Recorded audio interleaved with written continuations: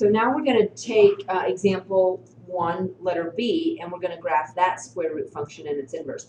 This one actually doesn't ask for the domain and range, but we're going to give it because you're going to have to give the domain and range for one that's similar to this for your practice problems. So you may as well know how to do it, right? Okay, so the very first thing I'm going to recommend, and you know what I'm going to do? I'm going to just erase all of this stuff right here so that we have room to work. And I'm just going to move, I'll just work with this here. Okay, so the first thing I want you to do is just enter this into your calculator because we just need to graph it, right? But I'm going to recommend that you enter it like this. Y equals the square root of 2x minus 3 plus 4. Now, do you know how to make sure that it doesn't get the plus 4 underneath the radical in your Desmos? I hope so.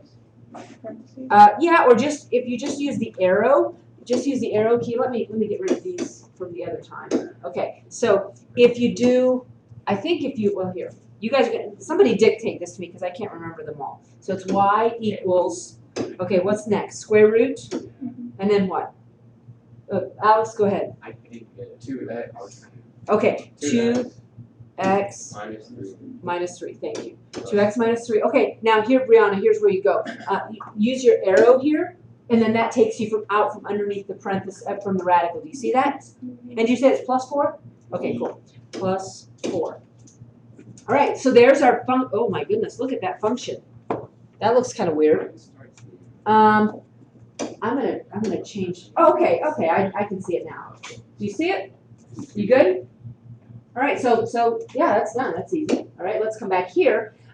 Now let's, before we go any further, let's identify the domain and range. Okay, so and I'll do the domain and the range here, and I'll do it in red so that we can keep track of what's going on here. Okay, what I want you to look at here, though, rather than finding the domain just by looking at the graph, let's look at the domain by looking at this. Do you see that we're not allowed to have anything less than 0 under the radical? How could we avoid having anything less than 0 under the radical? Does anybody know? How can we check to see what that value is? I'll remind you, we've done this before. 2x minus 3 is equal to 0. Set it equal to 0. That will help you to know what values of x you're allowed to use. So if we solve for x, we get 2x equals 3, x equals 3 halves. You see that? Okay, so that means that under the radical, we cannot have anything less than 3 halves. So the domain is x is greater than or equal to 3 halves. Do you see it? Isn't that kind of cool? You know, it doesn't have to be complicated. Sometimes it feels like it is, but it's not. The domain is x is greater than or equal to 3 halves. All right, now go back to Desmos and just look. If you click on this, what is it? 1.5. You already knew that, didn't you? You see how that kind of verifies what we already know? All right, let's come back here. Okay, what's the range? What's the range of values? Look, think about this. If 3 halves is the smallest x value that we can have, if we have 3 halves here, what's this under the radical going to equal? 0, right? Okay, so 0, what's 0 plus 4? 4. So what's our range? Y is greater than or equal to 4. Come back to Desmos. Look at that. 4. Do you see that? Yes. Okay, so now, do we already know what the domain and range of our inverse function is going to be? Yes. Yes, we do. We do. And I'm going to change that color to blue. Maybe I am.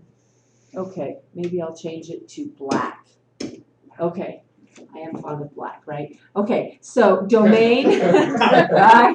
That was good. Okay, range. Okay, so then let's switch this up here. Wait, x is greater than or equal to 4. Y is greater than or equal to 3 halves. Do I have that right? Okay, does everybody see that? Okay, so look, lucky for us, we've already got the domain and range. Now the only thing we have left to do is just graph it, right? Okay, so, well, not graph it. We have to find the inverse and then graph it. Okay, so here goes. It's going to be a little bit ugly, but we can do this, right? Okay, so I'm gonna work down here, kind of small, you guys work with me. So we have x equals the square root of 2y minus 3 plus 4, all right? I'm gonna bring the minus 4 over here. Do you see that? I've got x minus 4 equals the square root of 2y minus 3. All right, now I can square both sides here. Do you see that? All right, good. So square all of this, square all of this, and guess what we get? I'm going to bring this up here so we can finish this. Now, leave this like this. X minus 4 squared equals 2y minus 3. Just leave it like that because there's no reason we can't just leave it like this. So then we bring the plus 3 over, so that gives us parentheses x minus 4 squared plus 3 equals 2y divided by 2 divided by 2. Guys, this is what we're going to enter into Desmos. This right here equals y as our new function. You good? So here goes. Now I'm going to need somebody to dictate this to me if I can't remember it all. X minus 4. Because you guys have the luxury of having it right in front of you. Y equals, okay, parentheses. I'm going to go double parentheses because I need this x minus 4 in parentheses as well. X minus 4, and then I need to get that, whew, this is kind of hard, squared.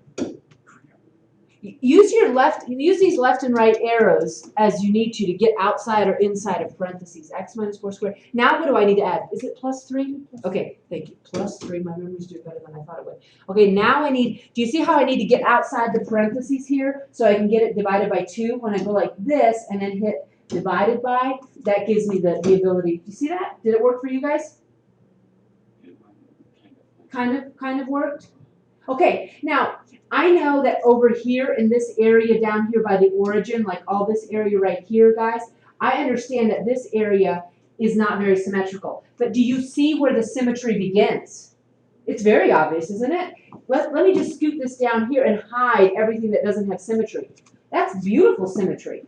You see it? Let's add, in fact, let's add the other equation that we can add because we know that the line of symmetry is y. Whoa, I guess it doesn't matter where it is. Y equals x. Okay, now let me hide this again so that we can get what we need. Look at that, the line of symmetry. And you not getting that, Connor? Okay, so let's see what happened here. We'll look and but at any rate, what we have here, graph the square root function and its inverse. We've got the domain and range of each. You should be golden. Okay, so